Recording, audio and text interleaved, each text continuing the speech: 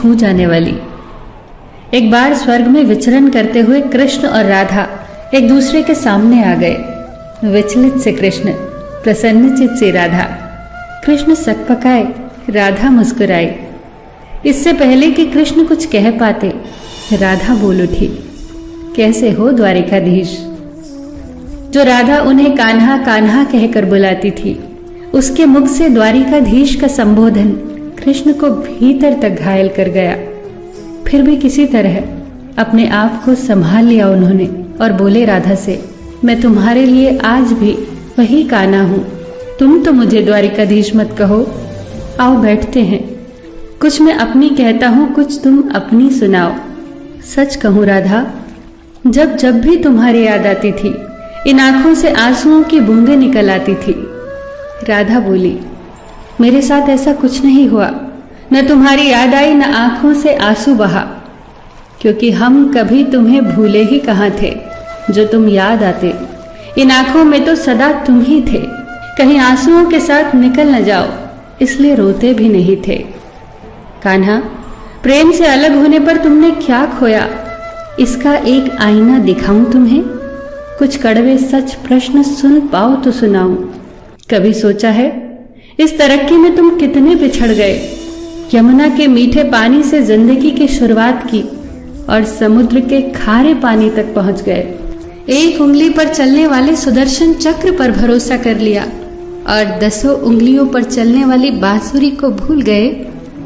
कान्हा, जब तुम प्रेम से जुड़े थे तो जो उंगली गोवर्धन पर्वत उठाकर लोगों को विनाश से बचाती थी, प्रेम से अलग होने पर वही उंगली क्या क्या रंग दिखाने लगी।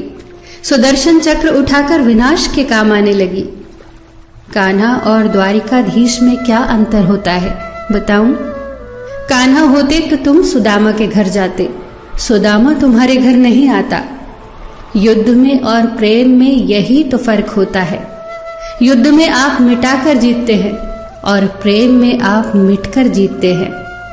कान्हा, प्रेम में डूबा हुआ इंसान दुखी तो रह सकता है, पर किसी को दुखी नहीं कर सकता। आप तो कई कलाओं के स्वामी हो, स्वप्न दूरदृष्टा हो, गीता जैसे ग्रंथ के दाता हो, पर आपने ये क्या निर्णय लिया? आपने अपनी पूरी सेना कौरवों को सौंप दी और अपने आप को पांडवों के साथ कर लिया। सेना तो आपकी प्रजा थी, राजा तो पालक होता है, उसका रक्षक होता है। आप जैसे महाज्ञानी उस रथ को चला रहे थे जिस पर बैठा अर्जुन आपकी प्रजा को ही मार रहा था। अपनी प्रजा को मरते देख आप में करुणा नहीं जगी, क्योंकि आप प्रेम से शून्य हो चुके थे। आज भी धरती पर जाकर देखो, आपकी द्वारिकाधीश वाली छवि को ढूंढते रह जाओगे। हर जगह, हर मंदिर में मेरे ही साथ खड़े नजर आओगे। मैं जानती हूं कान्हा, लोग गीता के ज्ञान की बात करते हैं, उसके महत्व की बात करते हैं, पर धरती के लोग युद्ध वाले द्वारिकाधीश पर नहीं, प्रेम वाले कान्हा पर भरोसा करते हैं। गीता में मेरा दूर दूर तक नाम नहीं है, पर आज भी लोग उसके समापन पर राधे राधे कहते हैं।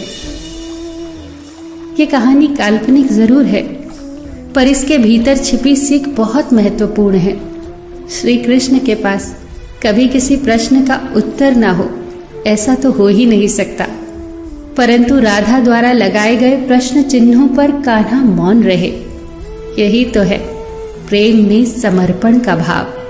पराक्रम में हमें हर किसी को हराना होता है, तब भी हम जीतकर भी हार जाते हैं, परंतु प्रेम में एक ही कईयों का दिल जीत लेता है।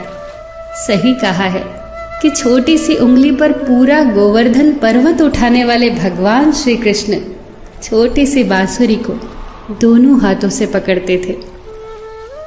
फिर मिलेंगे दोस्तों।